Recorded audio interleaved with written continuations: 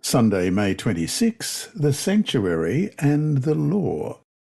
Read Revelation 11:19, Exodus 25:16, Exodus 31:18, and Revelation 12:17. What do these verses indicate was in the Ark of the Covenant in the most holy place of the sanctuary? Revelation 11:19, Then God's temple in heaven was opened, and within his temple was seen the ark of his covenant. And there came flashes of lightning, rumblings, peals of thunder, an earthquake, and a severe hailstorm. And Exodus 25:16, Then put in the ark the tablets of the covenant law which I will give you. And Exodus 31:18, when the Lord finished speaking to Moses on Mount Sinai, he gave him the 2 tablets of the covenant law, the tablets of stone inscribed by the finger of God. And Revelation 12:17, Then the dragon was enraged at the woman and went off to wage war against the rest of her offspring, those who keep God's commands and hold fast their testimony about Jesus. The Day of Atonement was a day of judgment. All of Israel was commanded to take part in this event by repentance, soul-searching, and refraining from all work, as we see in Leviticus 23, verses 29 to 31. Those who do not deny themselves on that day must be cut off from their people. I will destroy from among their people anyone who does any work on that day. You shall do no work at all. This is to be a lasting ordinance for the generations to come, wherever you live. On this day alone, the high priest would enter the most holy place to make atonement for sin.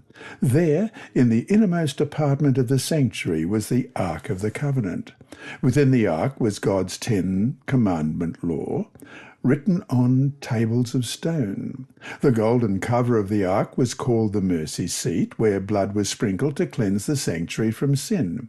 God's presence was manifest in Shekinah glory above the mercy seat. Every sacrifice offered revealed God's mercy towards sinful human beings. But the Day of Atonement shows that sin is remembered until the Day of Judgment, as we read in Hebrews 10:3, and that it could really be removed only through faith in the blood of Christ to cleanse from sin, as we read in 1 Peter 1:18 and 19. Let's look at that one first, for you know that it was not with perishable things such as silver or gold that you were redeemed from the empty way of life handed down to you from your ancestors, but with the precious blood of Christ, a lamb without blemish or defect. And Hebrews 10 verse 3, but those sacrifices are an annual reminder of sins. There, in the presence of God, mercy and justice beautifully combined. Looking into the heavenly sanctuary, the Apostle John saw, as he records in Revelation 11:19, the temple of God opened and the Ark of the Covenant revealed. The Great Controversy adds this comment on page 434. Within the Holy of Holies, in the sanctuary in heaven, the divine law is sacredly enshrined, the law that was spoken by God himself amid the thunders of Sinai and written with his own finger on the tables of stone. The law of God in the sanctuary in heaven is the great original, of which the precepts inscribed upon the tables of stone and recorded by Moses in the Pentateuch were an unerring transcript. Those who arrived at an understanding of this important point were thus led to see the sacred, unchanging character of the divine law. End of quote.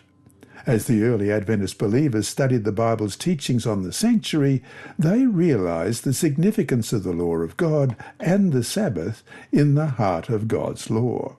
They reasoned that if the law of God was pictured in the Ark of the Covenant in the heavenly sanctuary, it certainly could not have been done away with at the cross.